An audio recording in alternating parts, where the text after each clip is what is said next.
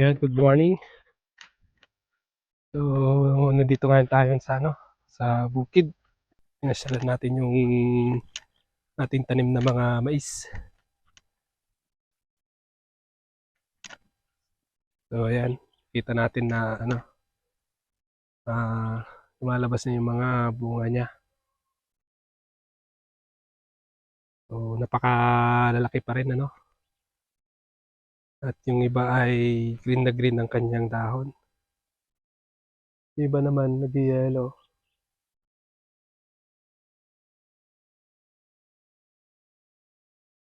Yan, patuloy na lumalaki pa rin. Ayan tignan natin yung mga bunga niya. Ayan.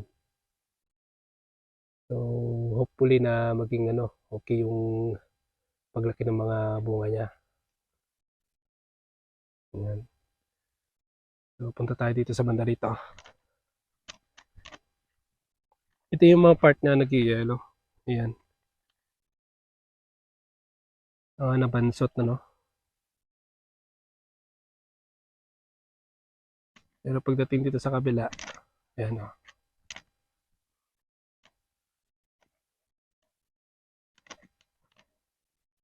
Ayan.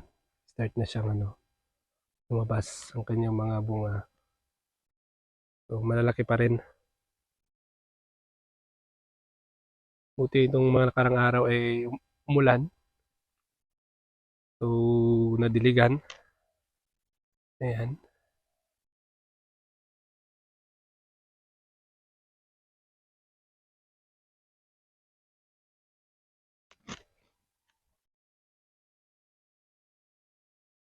Ayan. Ganda yung niya sa loob.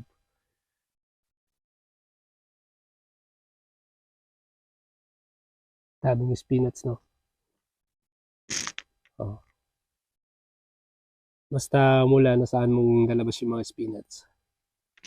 Malaki na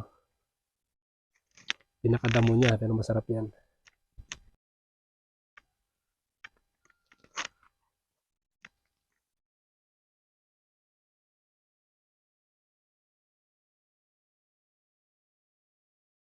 Isa sa kagandahan ng pagtatanim ng mais ay yung mayroong siyang nakakain na nutrient doon sa lupa. Bukod pa sa fertilizer na nilagay natin. Ito po kasi ay tinaniman dati ng iba't ibang gulay. So, yung cropping na yon ay hindi pa nalagyan ng mais. So, nung tinaniman to ng mais, yung lupa niya, yung dating naitanim dito ng mga vegetable, yun yung naging ang silbing compost nitong lupa para maging buwaghag at maganda yung paglaki ng yung mais na tanim. So, yung compost na yun, nagsilbing pagkain niya habang lumalaki siya. So, ang resulta ng mga mais ay ganito. So, medyo lumalaki pa rin Ilang pan pa lang naman to. Ilang days pa lang naman. Kasi nung nakaraan na punta tayo dito ay 44 days. Ngayon, ilan na. So, yan. Continuous pa rin na uh, lumalaki at makita nyo naman, green pa rin yung mga dahon. Yan. Lalo na pag umulan. Yan. Magandang source din ng patubig niya yung ulan.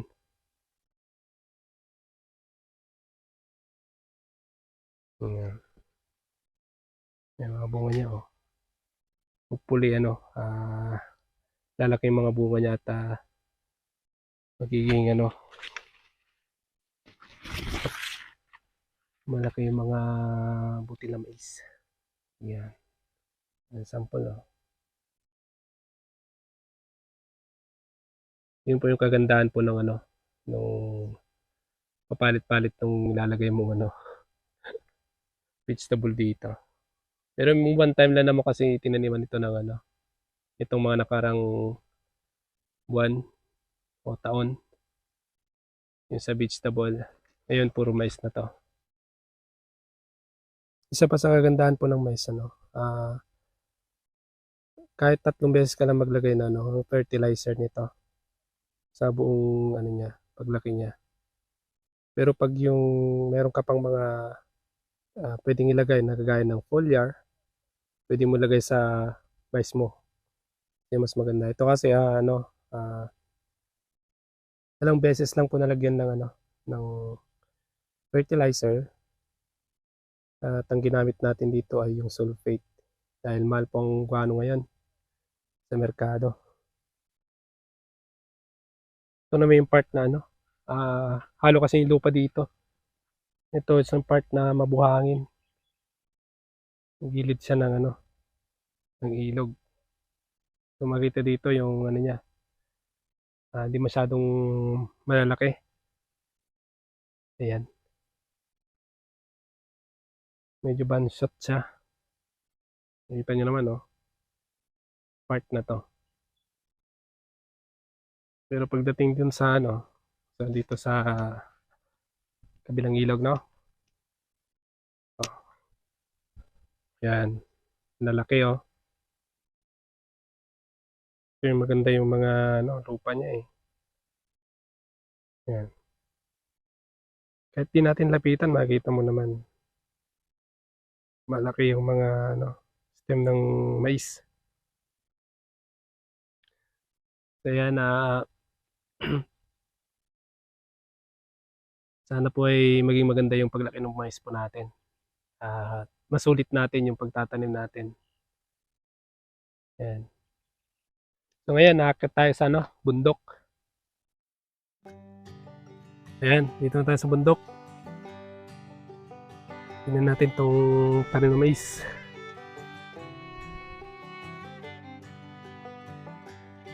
Ito na yung kabila, oh. Yelo, pero dito, perding-perde, oh. Pero maliliit lang yung niya. Hindi masyadong matatangkad gaya sa baba. Ayan, oh. Mas nauna dito tinanim, kaysa doon sa baba, Tinanggalingan natin.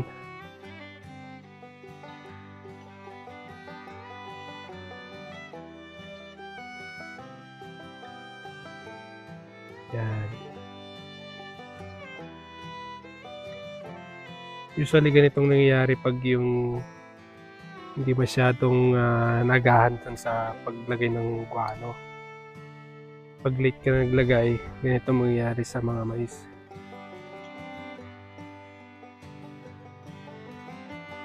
Buwagag naman pong lupa, pero makita nyo naman na hindi masyadong matatangkad yung kanyang stem. Yan, tingnan natin yung other side nito.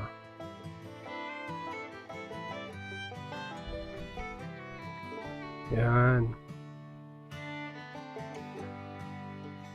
Ito yung part na to.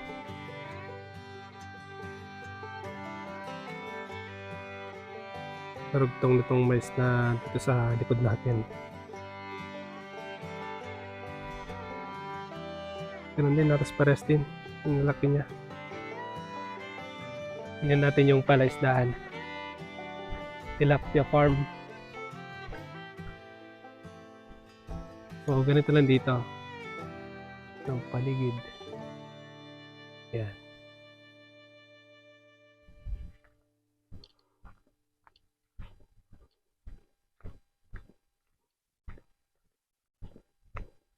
Pero malaki na yung isda.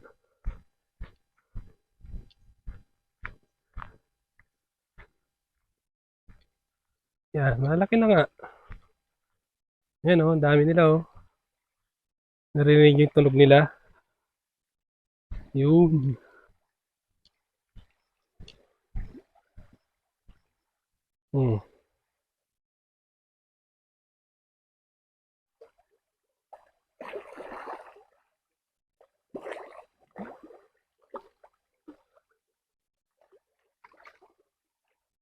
Gumawa sila ng daanan dito.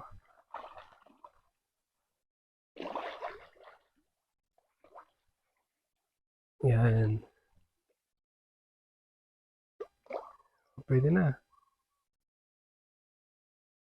Malaki, oh. 3 fingers to 4 fingers to.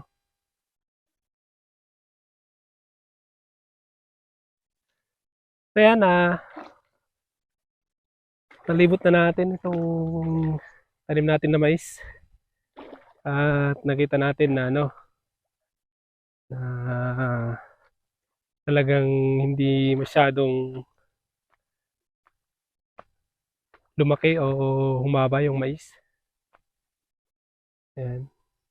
At nung una kasi late na sila naglagay ng abono.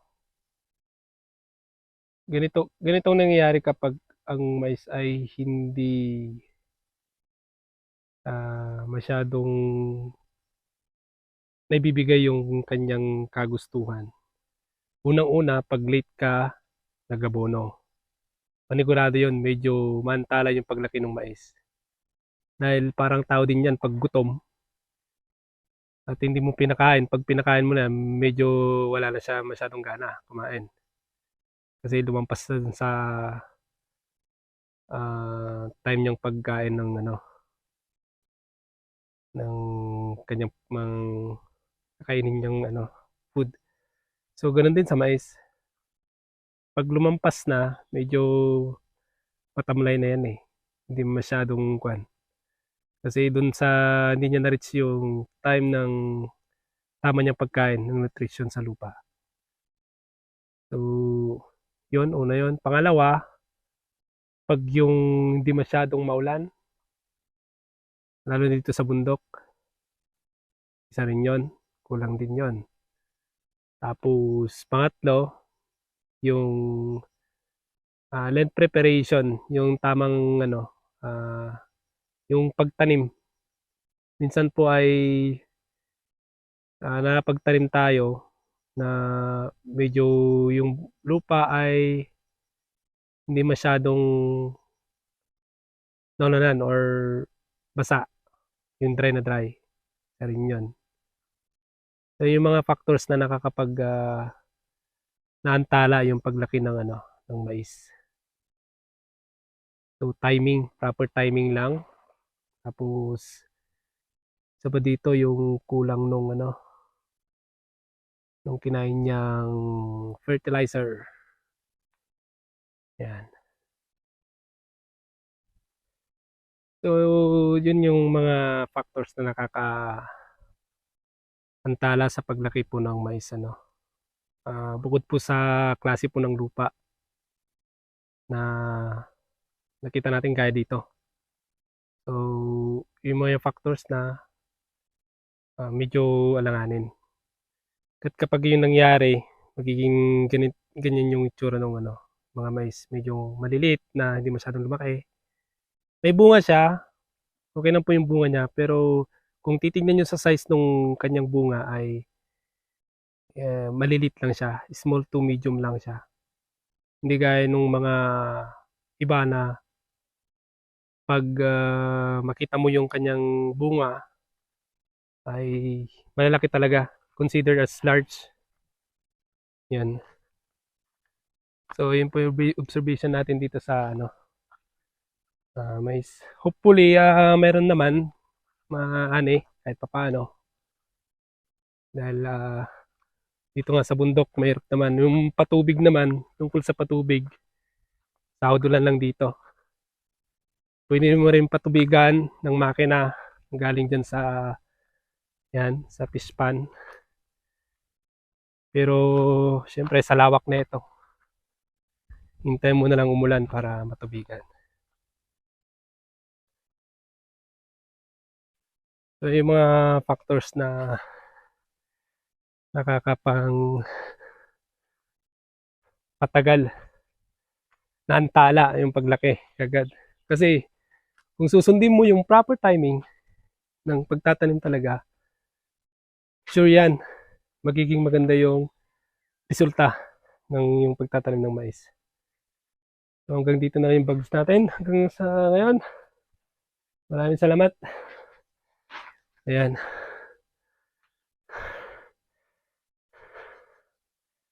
Bye-bye.